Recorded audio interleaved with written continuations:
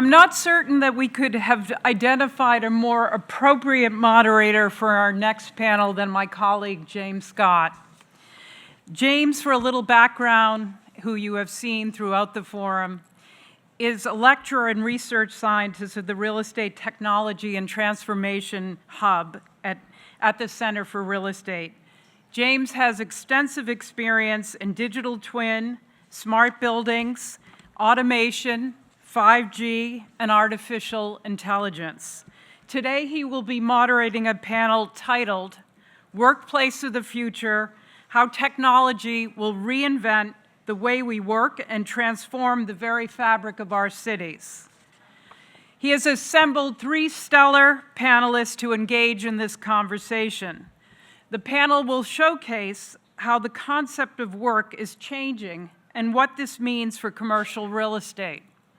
Looking at all available research, this panel will help the audience better understand how new technologies, future innovations, systemic changes in demand, and mobility will come together to influence how our cities will look in the years to come.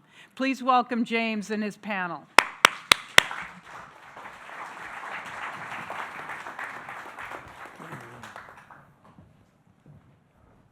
Thanks, everybody. On reflection, the 4 of us decided when we were getting mic'd up that we're actually going to do a review of the Celtics game last night. I think it's only fair that we go down that path. Before we kick off, just the future of workspace. I know we've dealt with some incredibly important issues over the last day and a half or so, but for me, the future of workspace is right up there because it's not just the valuation of where this is all going, but the devaluation that could possibly coincide with a lot of our assets that are out there in the marketplace, but there's the secondary effects that coincide with that, be it at a multifamily development situation or be it the retail on the ground, the tax take for a city, and of course, even the transportation network that we'll discuss as well within a city. So to begin, I'd love to introduce the panel. I'm going to get each of them to do it themselves. We might start at the end. Dror. Good morning, everyone. Congratulations, the city of Boston. My name is Dror Poleg. I'm these days mostly an author and speaker. I wrote a book called Rethinking Real Estate, which came out just before COVID and predicted a lot of the pain that a lot of people are going through at the moment. Before that, I spent a couple of decades in private equity real estate and tech. And these days, I'm writing another book about the future of work and kind of the future of the whole economy more broadly and how it impacts everything we take for granted in the built world and beyond. Fantastic. Ben? And I'm Ben Breslau. I am the Chief Research Officer for JLL, a big global commercial real estate services and investment management firm based in Chicago. I am based here in Boston, so this was a nice commute for me. And my job is to lead a team that tracks and analyzes real estate markets all around the world and anything that's impacting them. And that has been a fascinating time to be doing that. So looking forward to the discussion. Hi, I'm Jinhua, Zhao, Professor of Cities Transportation. Thank James and Karis for the invitation here. I'm a transportation person, so I'm an outsider to this forum here. My wife works in real estate. We talk about basically everything don't move is within real estate. Everything do move comes to me, right? That's kind of the partnership we have. Talking about the future of work, before we talk about, I think we talk about what is work, actually. So if you ask everyone a question for you to think about, it's not an easy question to answer. Yeah, these people wouldn't know.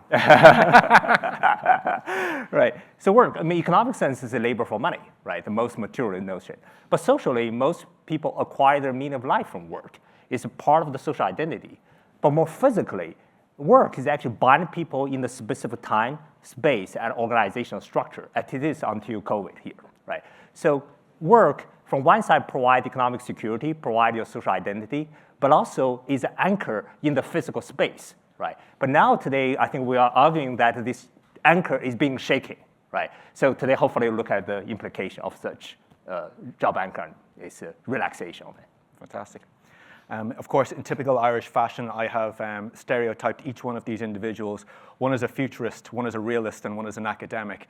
I'm going to hope over the course of this conversation that we can see if we can get these guys to cross over into different sections as we develop out some of these ideas. Which one is which? That's for you guys to decide. So to begin, I might just take a kind of a general approach to this. Ben, I might start with you. It's been a couple of years since the pandemic. We have heard numerous reports in the media of the demise of office. We heard, I don't know if you were here yesterday, Paul Marcus had a very strong opinion on what he felt the office market was like. From what you guys are seeing at JLL, like how bad is it really truly at this moment in time? And is it the same everywhere across the board? Yeah, so I think the last part of your question is probably the most important one, because the reality is the headlines don't quite capture the nuance. It's much worse than the headlines say in some parts, and not nearly as bad as the headlines say in other parts.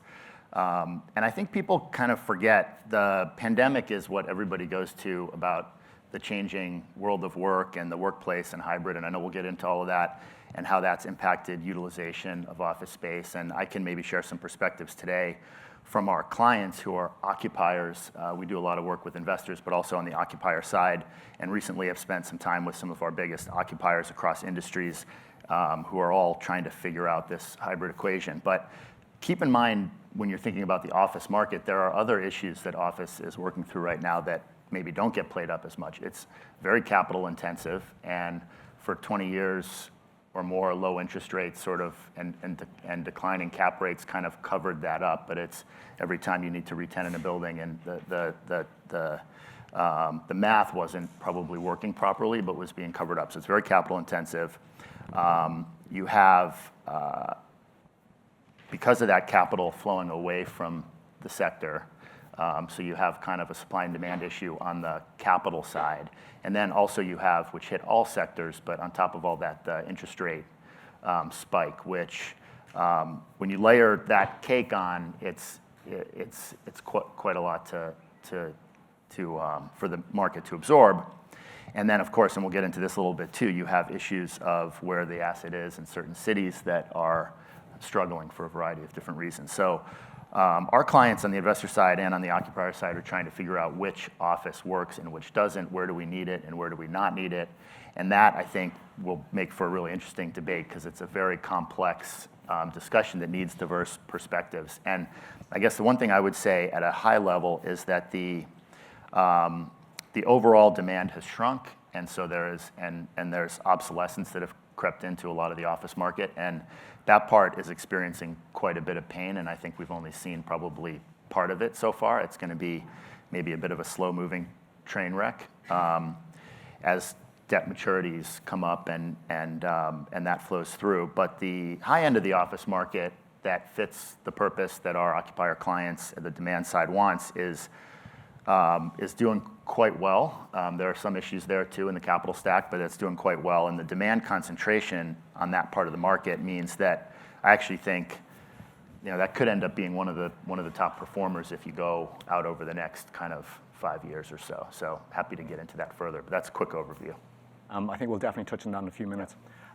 Dror, you just to kind of get your viewpoint on something, work from home has become synonymous, with the working world these days. But some people have their arguments to and from it. But I don't think there's really any doubt at this moment in time that there is a hybrid future for most people involved within the realms of real estate.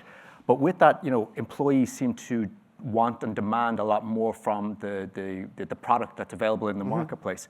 How do you envisage the workplace of the future? And more importantly, what will it take to get there? So let's start with the bad news. Yeah. I think building on what Ben just said. I think the narratives in the media kind of either overstate or understate, but mostly they distract from what is actually happening. So just to set things in context, I like to look at what happened with the retail apocalypse that we've all kind of been observing for about 20 years. And over there, up until COVID, all of the destruction that we've seen in retail was just because of 13% of demand shifting online out of a pie that was constantly growing.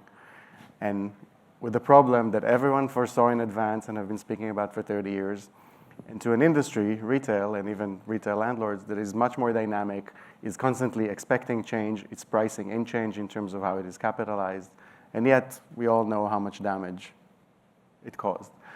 So when it comes to office, even if you assume that just 13% of demand will shift, and out of a pie that is not growing, into an industry that was not prepared for it, and is even in denial of it right now, and for assets that were totally not capitalized in a way that reflected any dynamism or any uncertainty, this is going to be very painful. Now, on top of that, you have a couple of other layers that didn't exist in retail. So the product, so one, total demand, I think, will be reduced by 10%, 20%, whatever it is. Second, it will be reshuffled. So even the demand that exists is suddenly popping up in all sorts of other places, closer to people's homes, in new types of towns, different parts of the city, different types of buildings. So in aggregate, maybe it sounds like not too bad, but in reality, it means that a lot of buildings are just not where they're supposed to be. And since they cannot move, they become unsustainable financially. The third layer of this is that even the demand that is attractive, that people want to go to, is now operated completely differently. It has operating expenses that are much higher. It has capital expenses that are much higher and become obsolete much faster. So it becomes more like an operating business, which is not necessarily a bad thing. People make money in operating businesses all over the world, but it's not real estate. It's not an asset that just gives you a check because it exists. It's an asset that has to be managed, that has uncertainty, that correlates differently suddenly with all other types of assets, that becomes more or less attractive to different types of investors at different parts of its life cycle. So we're looking at a very radical change. Now, to answer the actual question that you asked me, the office of the future is not a place. It's a network. So your role as a provider is not to take this box and try to convince people to come into it, but to come to an employer and even all the way down to an individual and enable them to do whatever it is that they have to do at any given moment. Now, increasingly, that means being able to open different doors in different places for different purposes throughout the day, the week, the month, or the year. So, if I may say some dirty word, if you think of something like WeWork, financed differently, operated differently, but as a goal, as having that network that is branded, that gives people something in their hand, that just allows them to book whatever they need, walk into wherever they need, access whatever they need. I think this is the office of the future. And even like the kind of tamer, more boring versions of it, just the fact that demand is getting reshuffled. And I think that's the real story here. We talk a lot about work from home, and the employees want this and the bosses want that. The story here is not about whether you'll work in your bed or work in an office. The story is that work is getting distributed into many more places. Most of it will still happen in offices, but there will be in other places, they will be operated differently. And we'll talk about that later maybe because I want to finish. But the biggest driver here is actually not from the employees. That's the narrative at the moment. But the employers themselves need it to be that way. Most of them don't even understand that they do or why. But this is the reality. Jinhua, Ben, any comments on that? I agree. The world of work is going to be much more dynamic, and the office buildings of the past are not fit for the future. And that's one of the big things that is the challenge right now. A, there are probably too many of them. B, some percentage we'll find out are somewhat obsolete, either from a amenitization, sustainability, technology, location perspective, and those things are hard to change, especially in a world where the cost of capital is high and capital is not looking to flow into office buildings, right? So you're going to have this stranded segment of the market. And the only thing I keep reminding people is that does mean that the part that can get, either is already or can get fit for purpose, has, I think, an enormous opportunity. Because I do think still there will be quite a bit of work that can or should be done in person together, and that's using the term work broadly, right? Yeah. But that idea, that flight to safety, I feel like a lot of people use it as a coping mechanism because it's a bit like 7 years ago looking at Apple stores and Louis Vuitton and saying, oh, these are doing well, so let's all just build Apple stores and Louis Vuitton stores. But the market cannot carry that, So it's nice that some buildings are doing well, but using that as a formula, I think, to give anyone hope for the future is going to cause a lot of heartbreak. Yeah, there will be. On that, if you give maybe example close to the heart of CRE and Department of Urban Study and Planning, IR architecture, we are actually contemplating moving. You may heard the Metropolitan Warehouse that's we built. The whole school is supposed to move in.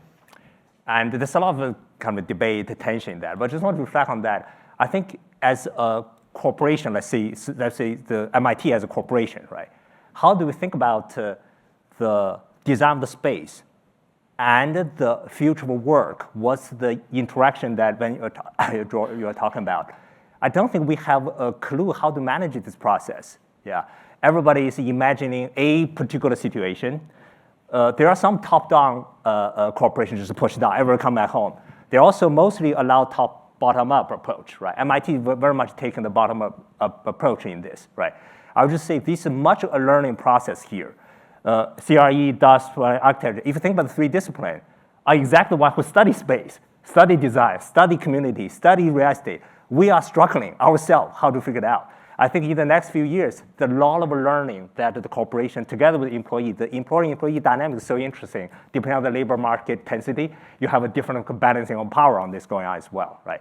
But that's it's interesting. I agree with you completely, but we've been hearing that for maybe 2.5, 3 years now, and I haven't seen a huge amount of driving forward with this or kind of a better understanding of how to make it all happen.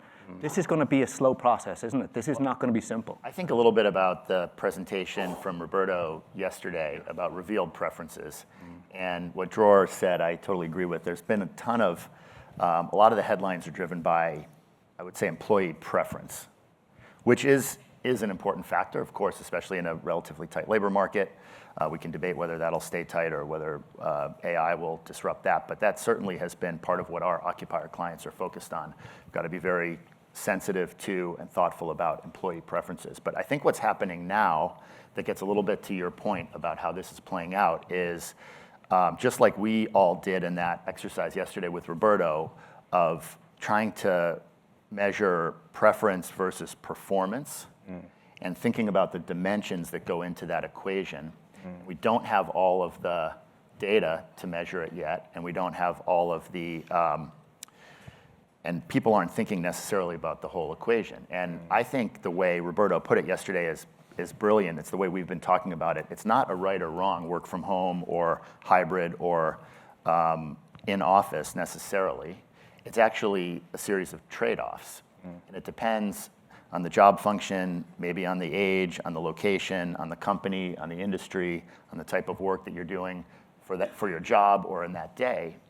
And what I think, where I like the word Dror used is sort of this is going to become more dynamic and more networked, is hopefully there's a future where people are doing the right work in the right place at the right time to maximize for them and for the company that combination of preference and performance, because they're both important, but they're not always aligned, and there's trade-offs.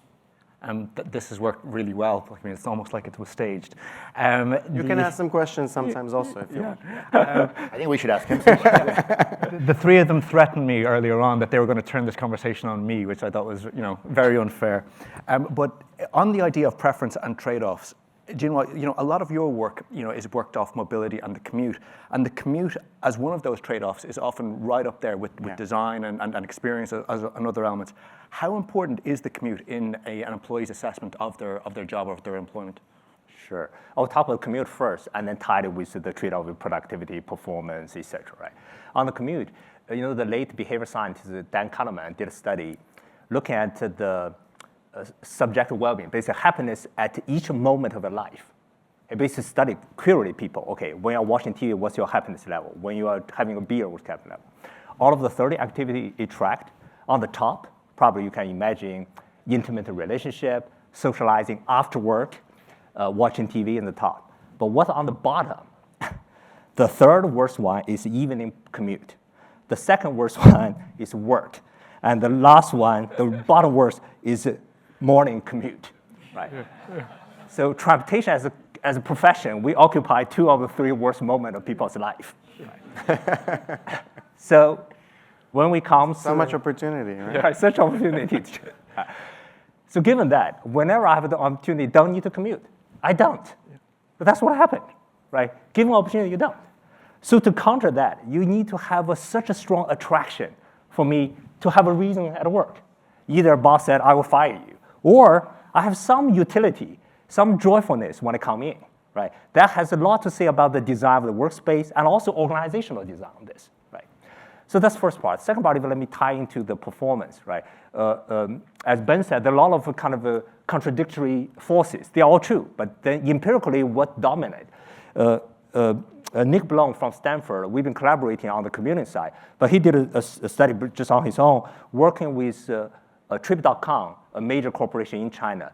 Did what I see is one of the best empirical studies, a random control trial of the different employees. What he concluded the following: hybrid working, namely the 3-day work at office, 2-day at home, improves retention without damaging performance.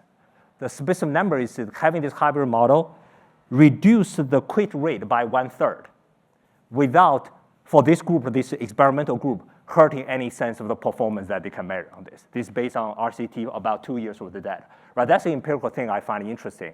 But it was the last thing is that these effects most obvious for female employees and those with a long commute.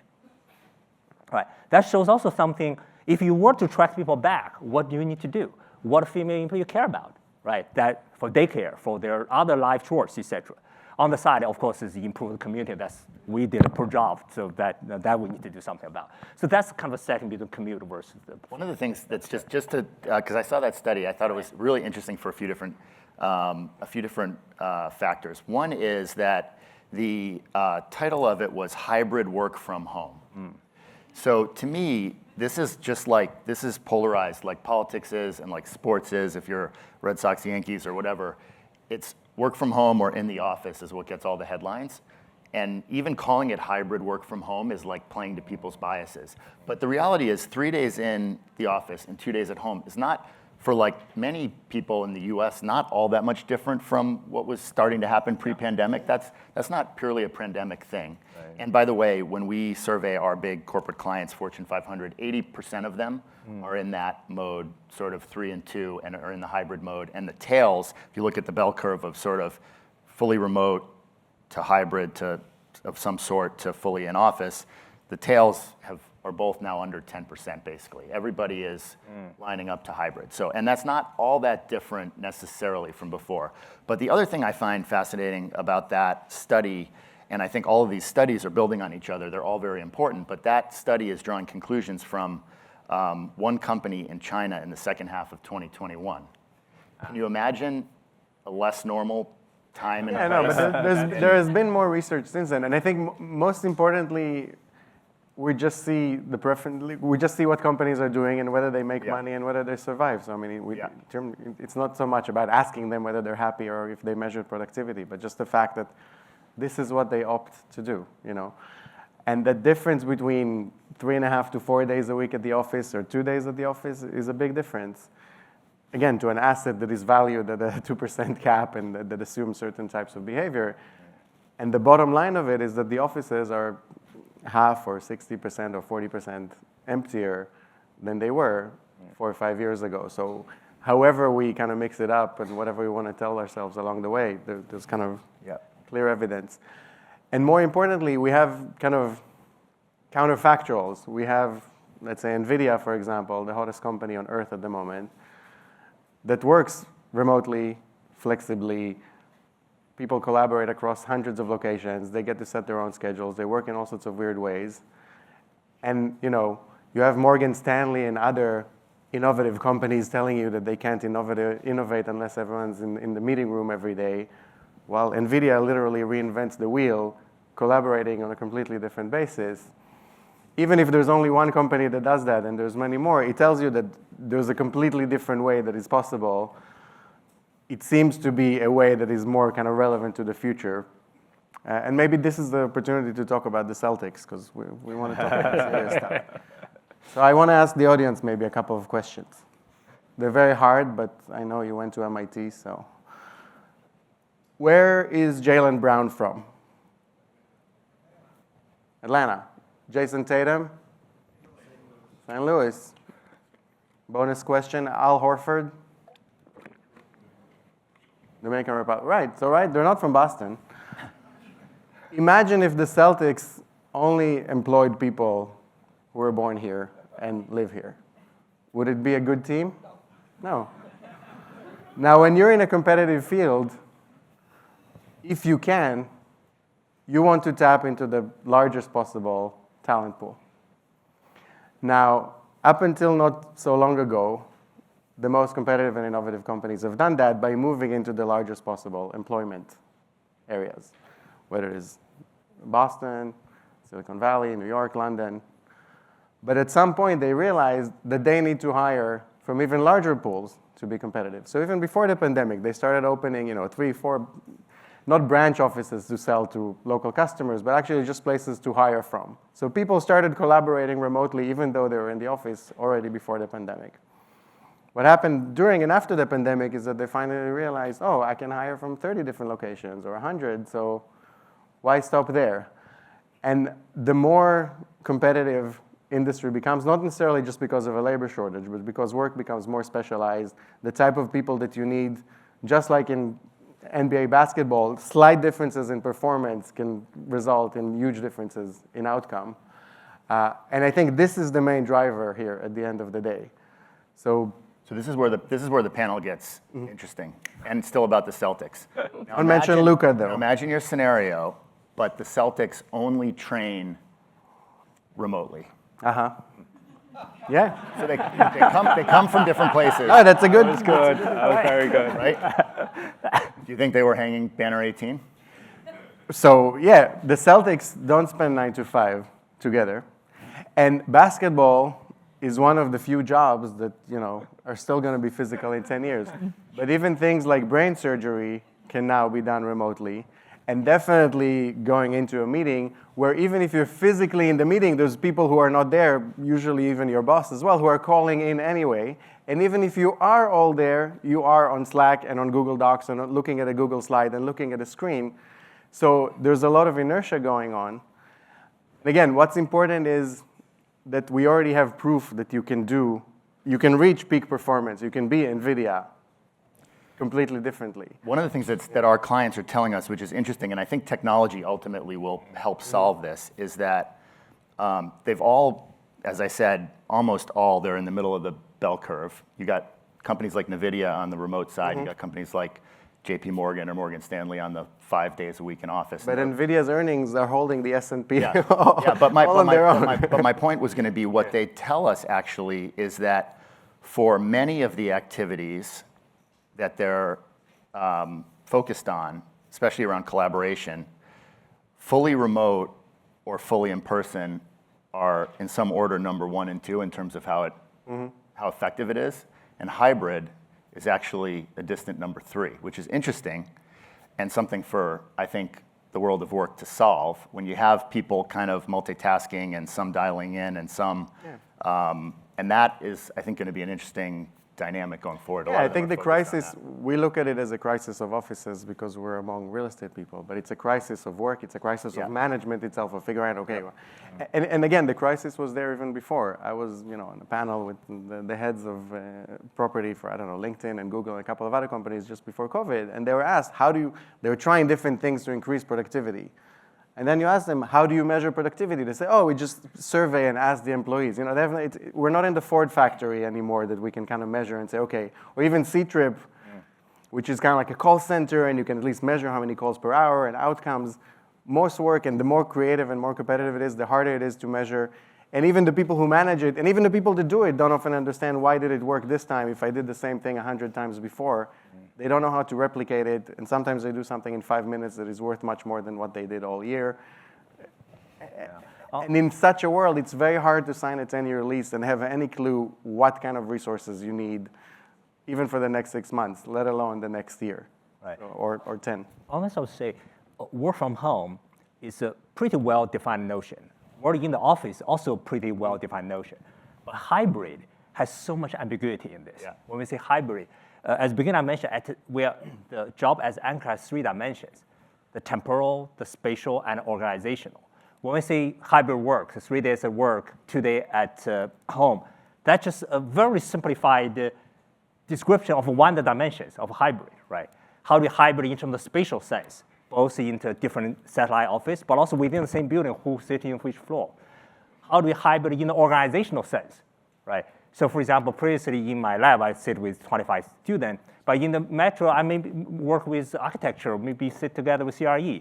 So if you combine the spatial, temporal, and organizational, hybrid has an infinite amount of possibility we need to design, right? So instead of evaluating hybrid as a small notion, that's actually a lot of complexity. We have to both design it, experiment, and then evaluate each of the variety of hybrid work here. Yeah. You've all touched on productivity, all right? And there's numerous studies, Nicholas Bloom's ones kind of lead the way on this, that productivity ultimately has not necessarily been affected for most part. Mm-hmm. However, there's debate on to whether or not the time frame of that is actually kind of realistic. But what about other elements? What about innovation? What about culture? What about employee retention? These are all bigger issues. Can technology play a part here to help facilitate them as we go forward? How do you see that playing out? Yeah, so I'll build on, I think, Ben made a great point about the Celtics, how well they would have done if they never played or practiced together. But actually, on the other hand, they probably would have had better culture, more cohesive, better understanding of each other, higher trust, if they were all actually from the same city and they grew up together and played together the whole time. So in shifting to that model of recruiting players from elsewhere, there's huge trade-offs in that. You bring all sorts of weird personalities. You have to make them get along. They have different backgrounds. Maybe they don't expect to be here in a year or two, so they have low trust. They kind of keep thinking, am I going to renew my contract? Or is this guy, should I share my MVP if I'm Jaylen Brown with Jason Tatum? Or should I kind of try to pull ahead and think about my next deal? There's trade-offs there. And I think going back to the management problem, I think in shifting to this new way of working, if we just keep measuring it by the yardsticks of the old way, it's not as nice as the old way. People are not as friendly. They're not as familiar with each other. Right, all of these things are not going to happen anymore, but maybe other things are going to happen that are much more productive. And again, here I kind of defer to what I see happening in the actual real economy. And I'm saying, okay, certain companies are making certain choices about these trade-offs. So it must mean that this is more valuable for them. And again, this was visible even before COVID. When I see Stripe or Google or Facebook opening a 5th office and splitting their R&D activity across multiple locations, it's not because in an ideal world, if they could have all the best people in the same place all day long, it wouldn't have been better. Yes, it would have been better. But in our world, you cannot get all the best people into the same place all day long. And you have to decide, do I want them to be here or do I want them to be in 5 different locations, but then make the slightly better match that is going to invent the next, Instagram or ChatGPT. And in their revealed preferences, I'm saying that this is what they already choose to do, which is why, 5 years ago, I already said that it will intensify, because if they can work in 5 locations, why can't they work in 15 locations or 20? There's basically no limiting principle. So I try to come back to that always, to like what companies are actually doing, and whether we have any example that it works. And even one example is enough, because again, like with the black swan, if you've seen one, you know that it's possible, and that's all you need to know. You don't need to see 1,000 to know that there's not only white swans. And if you see one company managing to create something amazing, working completely differently, you should look at it and try to think, what are they doing that I'm not doing? And there was ways to build culture, there was ways to build trust, there were ways to, to collaborate. Plus, the fact that we don't know all the answers doesn't mean that all the answers are correct. I feel that there's a yearning, it's natural, but it's destructive. Particularly in real estate, people keep looking for, okay, so the previous answer is wrong. Just tell me what's the new answer and I'll adapt to it. And let's, so 3 days a week, okay, let's all move on with our lives. And we'll build everything based on that. But the reality is that there's no answer anymore. That the next 10 years, everything is just going to get constantly mixed up. And we'll just have to build assets and value assets and design assets in a way that can accommodate this type of dynamism that wasn't there before. And if there's no answer, you can't tell the experts that we were wrong. Right. No, this is an answer, but it's not the answer that people want to hear. I think the interesting thing to your question too, James, I completely agree with what you were saying. I'm never wrong, by the way. I know. But I think the interesting thing is, what will companies or owners be measuring? in the future, or what should they be measuring? So in the past, it was maybe about the rent or the NOI, or from a company perspective, a lot of our clients are scrambling to measure like utilization, which I think is probably going to prove to be the wrong thing to measure in terms of how valuable parts of the workplace are, whether it's home or office or in person somewhere else. And I think figuring out what are those things that matter to the company, and that may be different by company. And we took a crack at sort of labeling, like, what are the reasons you would want to bring people together? We sort of coined these 5 C's just because it helps me remember. So these are among the things. They may prove to be right or wrong, but yes, that's the 6th C, actually. That's a good one. Celtics, culture, collaboration, creativity, which is sort of our way of saying innovation, but using a word that starts with C. It's very creative. Community, and career is the other one, where a lot of times, the learning that you get through in-person and the kind of structure that creates for learning, I think technology will help solve some of that over time. But thinking about, those are different things to measure than, I don't think it's going to be like the airlines ultimately, where like how many seats are filled. And I was with a client just a couple weeks ago who is actually investing in their offices, but they don't care how many seats are filled on every given day. They care more about how valuable the activities are, how good the experience is when the people are there. And so you think about a vacation home. It's not how many days of the year you're there, it's how great it is when you're there. Or the TD Garden, it's not how many hours of the day it's filled, but when it's filled with people, it's magical, right? So I think our clients are starting to think about not how, like, put the statistics on utilization to the side, although they're still measuring that, and think about how valuable are the activities and what do we need to measure to sort of help people understand how valuable those are. Yeah, I completely agree. I think that there's a new measurement scheme there that we're not sure where that goes yet. There is also, and now it's my time to be a little optimistic because I feel like I kind of maybe scared you too much. In real estate, we already have a lot of experience with a lot of what we're supposed to be doing, but it's not in office, it's in retail. Once upon a time, I used to build and operate shopping malls. And when you operate a shopping mall, you have different tiers of tenants. You have those that are there popping up for a few days or a few hours. You have some that are for a few weeks, some that are for a few months, some that are your anchors for the next 15 years. And you, again, price that in, build the operating models to take care of that. And more importantly, you constantly strive to understand every organization and every individual that walks into your building all the time. You measure what they do, you look at what they're interested in, you look whether they walk right or walk left, and whether they had coffee before they had the ice cream, or whether they bought the dress. You try to understand them, their aspirations, what's driving them, where are they coming from, how that changes throughout the year. And I think this is the type of approach that exists in real estate and that we have to bring now to offices and to apartments as well. So we'll call and we're able to do it. We'll call it the retail apocalypse that happened, over the last 15 years. Can we learn from that? From the apocalypse, I mean, it's probably too late to learn now, I think, for office, because we're already in it. What we can learn as outside observers is that none of what we're talking about is going to change until the next big crisis. Because retail was already dead 10, 15 years ago, but a lot of assets just kind of kept pretending that they're worth much more until COVID finally came along and kind of put them out of their misery. Either it forced them or their lenders to finally let go, or it gave them an excuse to kind of say, oh, okay, let's find, okay, it's COVID. The asset has been underperforming for 12 years, but okay, let's blame it on COVID, write it off, and move on with our lives. I think office needs that type of large event in order to really push everyone to adopt whole new assumptions about valuations. There are a couple things I think we can learn from retail. One is that the shift was more from necessity, where do I go to buy a toothbrush, to experience, which is harder to replicate in a digital world.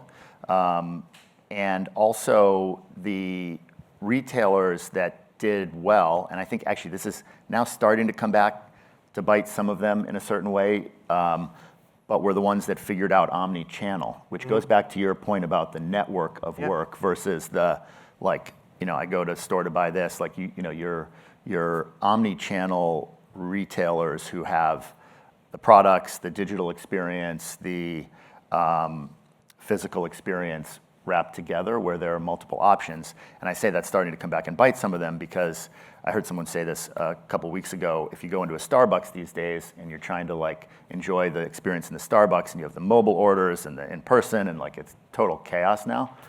And I think they have to sort of figure that out again in a way. So this blending of digital and physical, of remote and in-person, of productivity and also experience are things that I think will take some time to play out. That will be the fun part. Unless you own an obsolete office building, then it's not going to be so much fun. But I think we still have a lot of work to do on those factors. Yeah. If I generalize from the like a unit of a tenant level to the whole city level here, right? I mean, the financial district in Boston may be struggling, but New Barrow Street is booming, right? Yeah. TD Garden is booming, Yeah. right? So that's why you look at what are people coming to the city for here, right? What is city about? I mean, city in a way is a densification of human interactions, right? We have more fun when we're together. We are more creative when we're together. We are more sympathetic with each other when we're together. I think the mixture of this city function will evolve quite a bit of this, right? This point about technology, how will technology facilitate any of this, right? For that, I'm open-minded. This, I would say there are two types of technology. One I call this togetherness technology. The other one is a pure movement technology. A movement is kind of traditional transportation. We can talk in a second. But the togetherness technology, I think if, I don't know how many of you tried the Apple Vision Pro. How many tried it? Right. It's the kind of virtual reality type thing there, right? It doesn't work as to be so you can feel the intimate, et cetera, on this. As it is now, I think the technology doesn't work to really achieve this human-to-human interaction on this, right? But look at, can it replicate sight, sound, smell, taste, touch, all those things, right? But in the long future, can technology ever do that? I'm really open-minded to do it. But as of now, they're not there yet. Many of the training basketball players, negotiating a deal, judging, oh, is this guy bluffing me or not, by looking at this kind of eye gesture, right? This type of thing, I don't think I get it on Zoom, right? So the critical aspect, the human-to-human interaction is still essential here, right? When we design how to make this functional, but also make it entertaining, right? Make it more sympathetic. That's the area both city need to think about, also the tenant need to think about this. I'm going to put a little bit of pressure on you guys because, as experts, it's great to, put visions of the future out there. But, even JLL, I mean, they've been one of the leaders in trying to understand the workplace of the future. As you all are trying to build this out. Is it the design of the space? Is it the reduction of the commute? Is it health and wellness? Is it providing a better experience for everybody in the building? Is it bribery for free food? I mean, that keeps being brought up. Should companies and should even countries and cities, should they be thinking about redefining the workday? What is casual Friday? Is it, or should we have the big one on the table is, should we have a 4-day working week? What do you think about those things? Who wants to be under the pressure? I'm happy to start. Yeah, go for it, Dror. It goes back to there's no single answer anymore. Yeah. I think it's about pushing decision further away from the center, enabling teams, enabling individuals to make their own choices in terms of how they want to work. Of course, thinking at the city level, that means that the city will have to learn and adapt in order to accommodate this type of dynamism. And I think cities, this is what they do best to begin with. This is why they're so amazing. And they ossified to a large extent over the last 100 years, particularly over the last 70 years, with zoning laws, with traffic patterns of various kinds, that basically kind of told them, okay, this is what you do in this part of the city, this is what you do in that part, these are the hours where I expect you to move around from this direction to that direction, and then those are the hours where you should go in the other direction.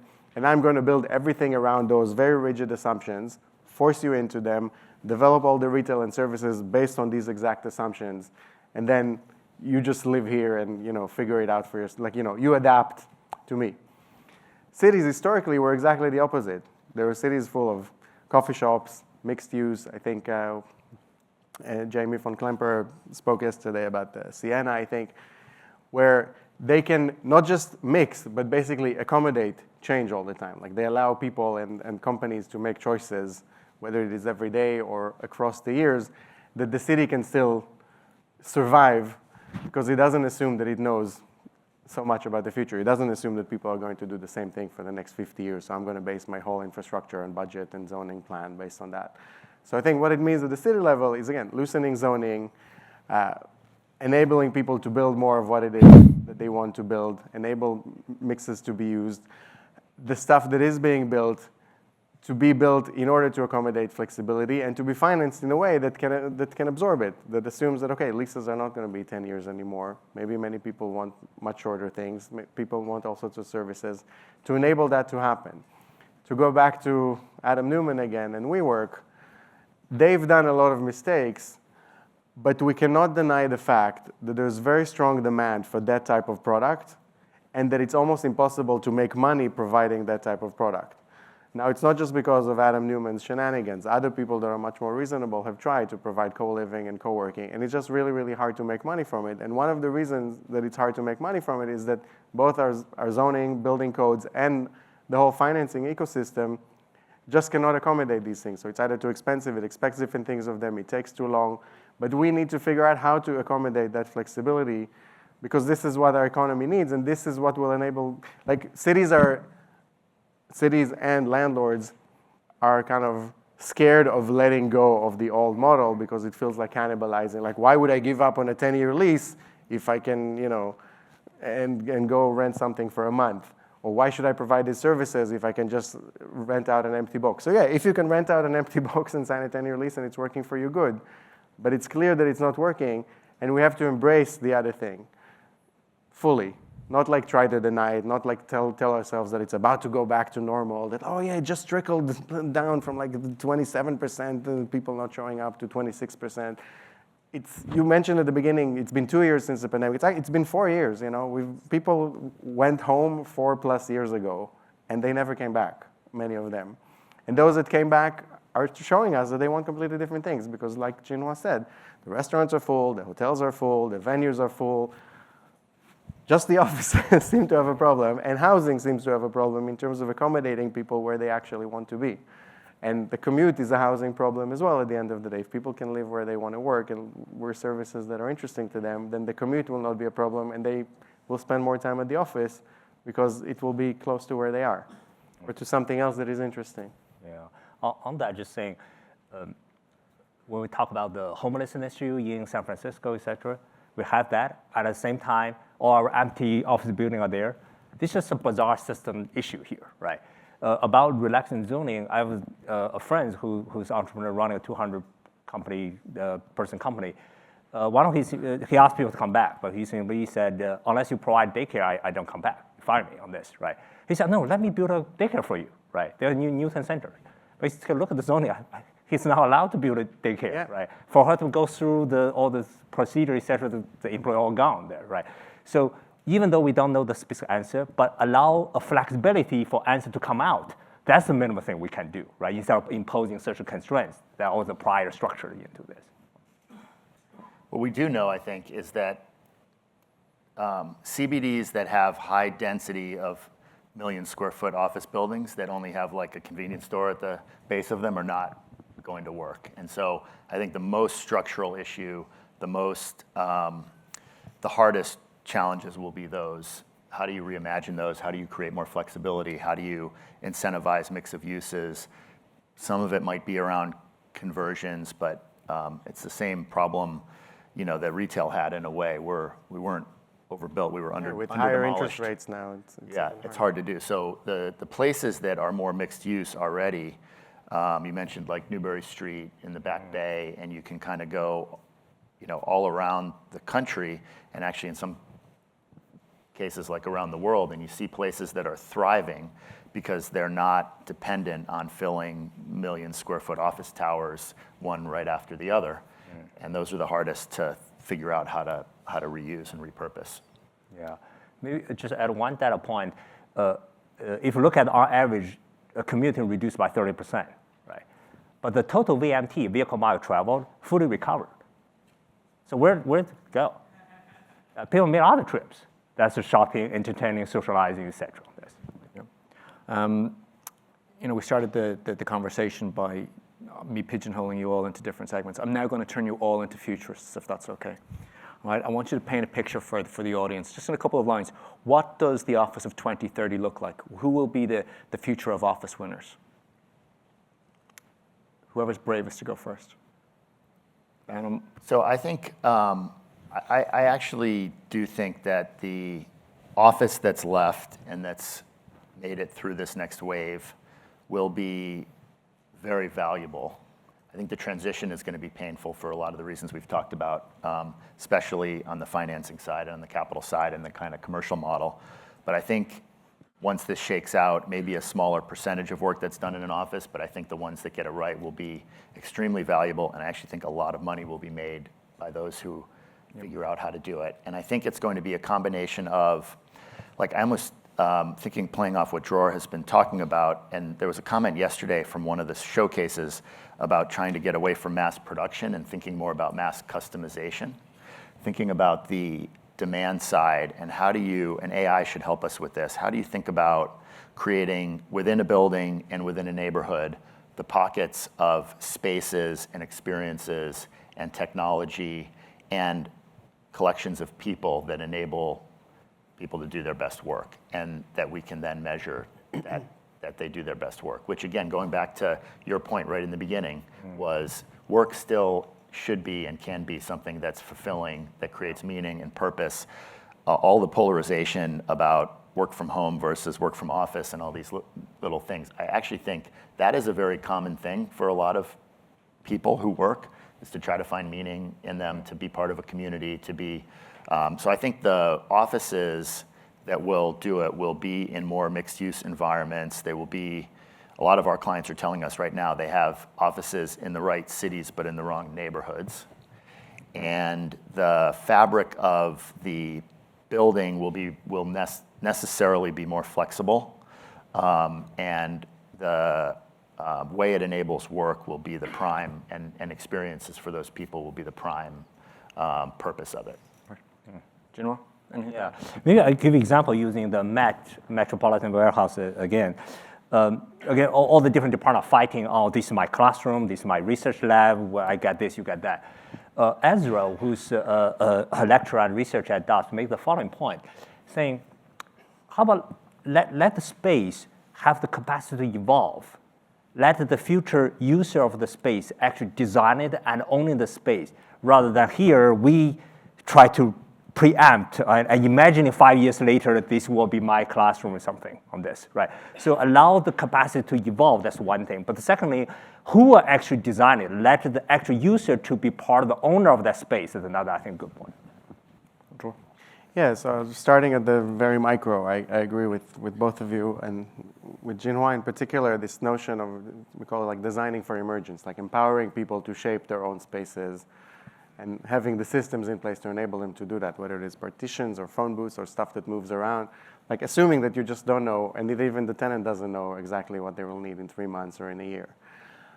But I think bigger picture, I feel like we all have certain assumptions that we hold on to really hard, and we're kind of trying to think where these offices will be. But it's very possible that we're facing a much more radical change. There are certain things on Earth that used to be the center of the universe. One was the farm, then was the factory. They all still exist. They're all very essential to our lives, but we don't design everything else around them anymore. They don't dictate how we behave, how we go to school, how we move around. They just kind of exist in the background. Or they're kind of porous and they're kind of spread around in various ways where they kind of not as centralized as they were before. And I think 10 years, definitely 20, this is what will happen to offices. Most work, even white-collar work, will not happen in an office in the same way that it is happening today. The offices that will do well, a lot of them will not look like an office at all. And I think a lot of it's true for corporations as well. They're much more porous. They're far less clearly defined than they once were. Even on a day-to-day basis as an individual, it'll be less clear to us, am I working now? Or am I just like effing about and just whatever it is, and maybe something useful will come out of it. And more of our work will just be providing attention and services and doing all sorts of things for each other in a way that, again, will not be very clear, like, why am I even getting paid for this? But I will be getting paid for this. And it sounds radical on the one hand, but if you look at how we already live, if I would bring a farmer from 100 years ago and tell him what most of us do every day, he'll be like, what, that's what you do? Like, you get paid for this? That's like, who's actually working in this society? And we know that some people are working, but most of us, we're doing something, but it's not very clear to us what of it ultimately creates value. But it does create value. What we do is important because we're part of some kind of complex system that generates value somehow. And it's only going to get more and more amorphous and harder to define how it generates value, but it's going to generate even more value than now. So I think the city and office of the future will look much more like the coffee shop and the cities of 200 years ago. It'll be much messier, far less clearly defined, enable interaction where it's necessary, done at home when it's necessary, and the better we are at accommodating these shifts, the less painful they will be. Because if we try to resist them and try to force them into the old molds, it's going to be painful for the content, and it's going to be painful for the mold as well. And probably what will happen is something in between. We'll have some pain and inevitable adaptation. It's interesting, in the last cycle. It'll be exciting, I think. In the last cycle, we had this emergence of the creative office, which was this sort of fringe thing that was not always in a CBD. It was funky and where people went to like create or solve problems or innovate. And you could see a place in the future where the only office that's left is the creative office in a way, where people are doing more human things. And it's interesting, the flow of white collar work in general, I think in many cases has been to lower cost places where labor is more abundant and less competitive. You think of the Sun Belt, or you think of offshore locations, and thinking about AI, which parts of the office market it's really going to upend. It's probably the office full of insurance claim processors in Tampa, or some of these places that have actually had more demand tailwind in this last cycle. And I think you're going to end up with a much more sort of creative envelope for the in-person work that is done in those offices. Guys, I could talk about this all day long. I love the subject matter, and you guys have all been really wonderful with your very candid insight into what this is. But I'd love to give the audience an opportunity to ask some questions. Ocean was pretty aggressive there at the start. Thanks. Dror, in your book, Rethinking Real Estate, you talked about this shift between developers as sort of entities that churn out static products that then just go exist forever until they get torn down, to becoming entities that are much more operational in nature. And yesterday we talked about skating to where the puck is versus where it's going. I think maybe skating to where the puck is thinking of that old model where developers are just responsible for putting up piles of glass and steel. They're just going to be static, and then once it's built and you sort of refi out of the project, you don't think about it anymore, and then those things are static in the built environment, versus thinking of a developer as an entity that's sort of has an ongoing responsibility in the built environment to operationalize these things. So what can we... That's a question. What can we do to move development from where it is to where it needs to be in terms of being more operationally oriented? Yeah, you answered it. I think that the operative word is move. I don't like that metaphor of like skate to where the puck is, because that assumes that you can actually look at the puck and see where it's going. Probably more relevant metaphor is keep moving the goalposts. So build them in a way that allows them to keep moving and respond to things. But I think, to be a little more practical, I think in offices we'll just see more and more of the hospitality models that we see in the hotel industry. So the splitting from companies that actually own assets and companies that operate assets and have the brands and have the customer relationship, and into completely different entities that employ different people, are funded completely differently, have different return expectations from their investors, and are allowed to experiment or not to experiment based on, again, how they're funded and how they're managed. Yeah. Hotel model. Yeah, but more of it, yeah. Got time for one quick question. I think there's a lady here. Hi, I'm Melissa Marsh, 2004, Course 4. Thank you so much for the conversation. I love the fluidity that the future prediction landed on, but I'd also like to bring this back to sustainability, right? If we accept 2 to 3 days a week in the office, that's 3 times 8, 24 hours a week. That's a seventh of the time that a space might be occupied. And the proposition that we might be building, heating, cooling buildings, and then having them occupied just a seventh of the time seems like a sustainability disaster. And I'm wondering if you could reflect on some of the sustainability implications of building all of this for that low-end utilization. Sure, yeah. The MIT Mobility Initiative and the Gensler, the architecture firm, we actually did a joint study, look at the carbon footprint of the future work, right? So we look at the three buckets: the commuting, the home consumption, and office consumption here, right? Then we compared it before COVID, during COVID, and afterwards. The bigger thing is we occupy almost 4 times as person square footage in home, and relatively in a low efficient building structure. So moving from office to home is typically you have more carbon emission on this, to simplify. But the key question is, before COVID, commuting is fully on, office is fully on, home side you can set back to some degree, depending on you care about it or not, but set back 30% or something. During COVID, in the peak of COVID, office empty, commuting nothing, and everybody work home. But after COVID, this hybrid one, right? This work everywhere, anytime one, everybody love it, right? It turns out the community is down by 30% of it said, but home is always on, office is always on. We are in the worst possible combination here, right? People love flexibility, but we have a huge price to pay for it. Okay. With that, guys, we are completely out of time. We ran way, way over. It was such a really wonderful conversation, but please put your hands together for such a wonderful group. Thank you so much.